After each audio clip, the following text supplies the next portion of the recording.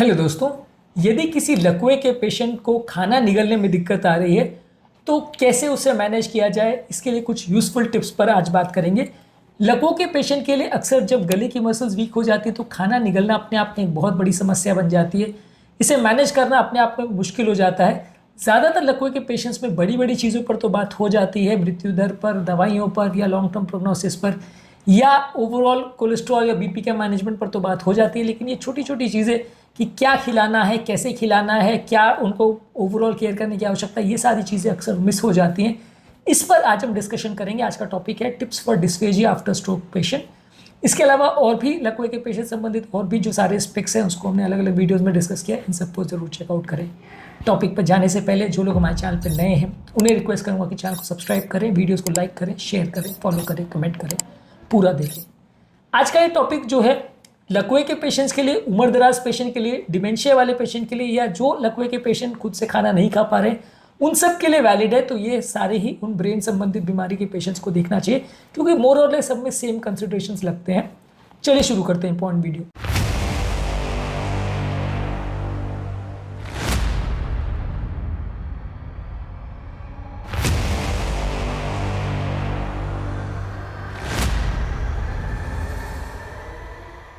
सबसे पहले आपको इनको एक स्पीच या लैंग्वेज थेरेपिस्ट को मिलाना पड़ेगा और वो उनकी ओवरऑल लैंग्वेज का या ओवरऑल खाने निकलने की कैपेसिटी कैसी है, उनकी मसल्स की जो ओवरऑल स्ट्रेंथ है, वो सारी चीज़ों को टेस्ट करेगा।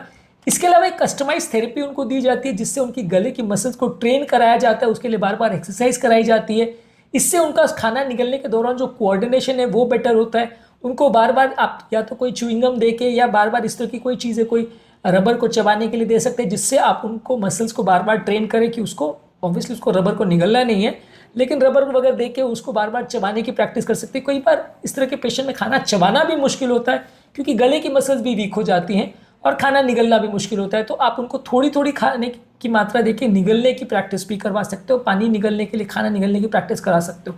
बार बार ये कराने से उनकी गले की मसल्स कंपैरेटिवली थोड़ी उसमें ताकत आएगी, जल्दी रिकवरी होगा। यदि आप ये नहीं करते हो और अगर अपने हाल पे छोड़ देते हो तो रिकवरी काफ़ी स्लो होगी और कई बार रिकवरी ना भी हो, ऐसा भी हो सकता है।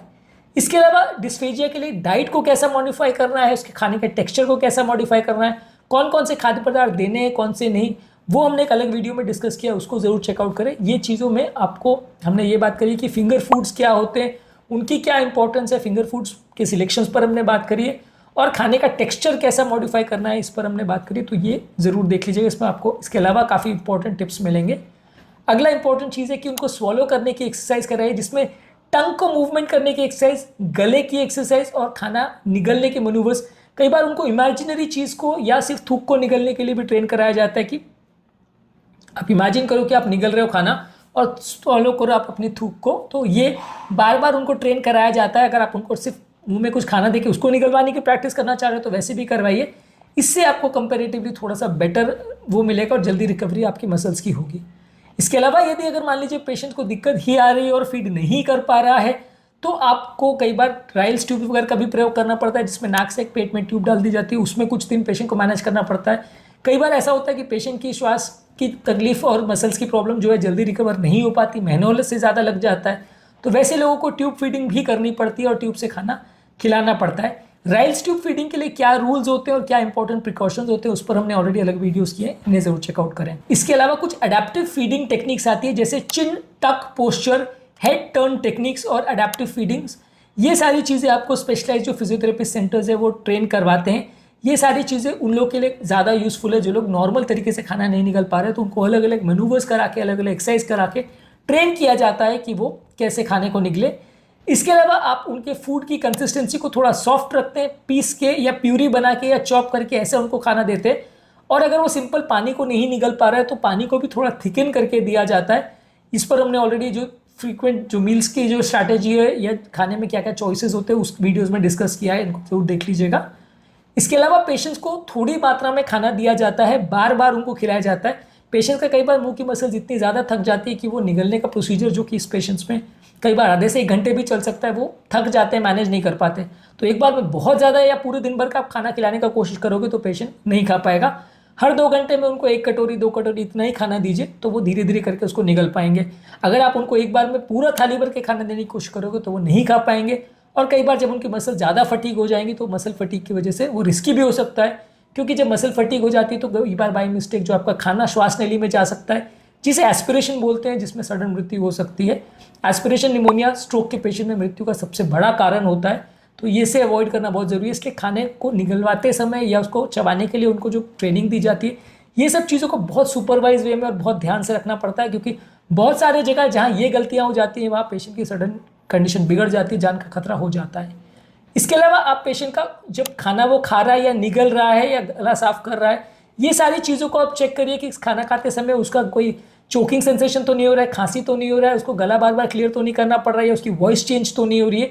ये सारी चीज़ों को मॉनिटर करते रहिए, क्योंकि कई बार स्ट्रोक पेशेंट में सडनली खाना श्वास की नली में चला जाता है और वो प्रॉपर जो नॉर्मल व्यक्ति को खांसी आनी चाहिए वैसा नहीं भी आ पाती है। तो वैसी चीज़ों को आपको मॉनिटर करना है, नहीं तो पेशेंट तो सडनली श्वास की नली में खाना निकल जाएगा और वो लंग्स में पहुंच जाएगा, वहाँ इन्फेक्शन कर देगा। तो इसलिए आपको ध्यान रखना है कि पेशेंट को कोई चोकिंग तो नहीं हो रही है, और यदि चोकिंग हो रही है तो तुरंत रुक के उसके खाने को श्वास की नली से निकालने के लिए खांसी करवाना है या हेमलिच मनूवर करवाना है, जिसमें आप पेशेंट को खड़ा करके और उसके पीछे जाके जोर से पेट पर खींचते हो या धक्का देते हो, जिससे खाना झटके से बाहर आ जाता है। इसको हेमलिच मनूवर बोलते हैं। ये चीज़ के लिए भी आपको ट्रेन करने की ज़रूरत है जो व्यक्ति उसको खाना खिला रहा है, क्योंकि सडन इमरजेंसी जब क्रिएट हो जाए तो हो सकता है आपको हॉस्पिटल पहुँचने का टाइम ना मिले। इसके अलावा पेशेंट का हाइड्रेशन प्रॉपर मेंटेन करने की ज़रूरत है। अगर वो मुंह से पानी नहीं पी पा रहा है तो फीडिंग ट्यूब द्वारा या किसी और तरह से नस में पानी सलाइन चढ़ा के उसका फीडिंग प्रॉपर मेंटेन करने की ज़रूरत है, उसका हाइड्रेशन प्रॉपर मेंटेन करने की ज़रूरत है। यदि पानी के शरीर में कमी हो जाएगी तो उसमें खाना मुंह को और ज़्यादा चिपकेगा, मुंह ज़्यादा ड्राई हो जाएगा और खाना निगलना उनके लिए और ज़्यादा मुश्किल हो जाएगा। तो इसलिए पर्याप्त मात्रा में, भले पेशेंट पानी ना भी पी पा रहा हो तो भी शरीर में पानी जाना चाहिए, नहीं तो पानी के संबंधित उनको और ज़्यादा समस्याएं होंगी, जो कि उनकी फीडिंग को भी इफेक्ट करेगी, उनके किडनी फंक्शन को भी इफेक्ट करेगी, ओवरऑल लाइफ को भी इफेक्ट करेगी। तो उनका पानी का हाइड्रेशन भी अलग से मेंटेन करना ज़रूरी है, उस पर भी विशेष ध्यान देना ज़रूरी है, भले पेशेंट पानी पी पा रहा है या नहीं पी पा रहा है। इसके अलावा पेशेंट को प्रॉपर सब चीज़ों के लिए एजुकेट करना ज़रूरी है, क्योंकि इस तरह के पेशेंट अगर एजुकेटेड है और चीज़ों को खुद मैनेज कर सके तो चीज़ें आसान हो जाती हैं। यदि ना मैनेज कर सके तो चीज़ें बहुत मुश्किल हो जाती है और फिर कॉम्प्लिकेशन बढ़ जाते हैं। तो पेशेंट को एजुकेट करना ज़रूरी है, और उससे भी ज़्यादा ज़रूरी है कि उस व्यक्ति को जो पेशेंट को खिला रहा है उसको एजुकेट करना, क्योंकि कई बार वो पढ़ा लिखा नहीं होता या उसको ठीक से नहीं आ रहा होता है चीज़ें, वो गलती कर जाता है, उसकी वजह से पेशेंट की जान का खतरा हो जाता है, उसकी कई बार जान भी जा सकती है एक छोटी सी मिस्टेक की वजह से। तो जो उसको खाना खिला रहा है उसको भी प्रॉपर ट्रेनिंग की ज़रूरत है, क्योंकि उसको भी बहुत पेशेंस का काम है। कई बार पेशेंट क्या आधा एक एक घंटा लगा देता है खाना खाने में, तो कई बार वैसे में खाना खिलाने वाला भी चिड़चिड़ा जाता है कि यार तो क्या खिलाना, बिल्कुल जैसे बच्चों को खिलाना कई बार मुश्किल हो जाता है, वैसे इनको भी खिलाना कई बार मुश्किल हो जाता है। तो ये सारी चीज़ों के लिए आपको पेशेंट और उसके रिलेटिव्स दोनों को ट्रेन करना है और उनको पेशेंस दिलवाना है, उनको प्रॉपरली पॉजिटिव रीइंफोर्समेंट करना है ताकि वो इसको लंबे समय तक कर पाए, क्योंकि इस तरह का चीज़ लंबे समय तक कई बार मेंटेन करना पड़ता है, कई बार कई महीनों तक करना पड़ता है, और उसके लिए बहुत पेशेंस और स्ट्रेंथ की ज़रूरत है, जो कि पेशेंट के अंदर भी और रिलेटिव्स के अंदर भी दोनों में ही होनी चाहिए। इसके अलावा रेगुलर फॉलोअप और मॉनिटरिंग की ज़रूरत है, ये देखने के लिए कि पेशेंट में इंप्रूवमेंट हो रहा है या डिटोरिएशन, उसके जो स्वॉलोइंग के पहले के जो कंडीशंस थे उसमें पहले से इंप्रूवमेंट आ रहा है या नहीं, कहीं बिगाड़ तो नहीं आ रहा है, कोई इंपॉर्टेंट प्रॉब्लम्स या कॉम्प्लिकेशंस तो नहीं हो रहे, कोई स्ट्रैटेजी में चेंज करने की आवश्यकता है क्या, कोई नई ट्रेनिंग की आवश्यकता है क्या, कोई अलग मनूवर्स यूज़ करने की ज़रूरत है क्या। ये सारी चीज़ों को जानने के लिए, समझने के लिए स्पेशलाइज्ड जो स्ट्रोक क्लिनिक्स होती हैं वहाँ पे पेशेंट को रेगुलर फॉलोअप करने की आवश्यकता है, ताकि वो बेटर वे में चीज़ों को समझ सके और मैनेज कर सके, ताकि लकवे संबंधित प्रॉब्लम्स कंपैरेटिवली कम आए। तो आज के टॉपिक में हमने बात करी लकवे के पेशेंट में जो खाना निगलने संबंधित प्रॉब्लम्स आती है, यानी डिस्फेजिया होता है, उसमें क्या इंपॉर्टेंट टिप्स का आप प्रयोग कर सकते हैं जिससे प्रॉब्लम कंपैरेटिवली कम आए।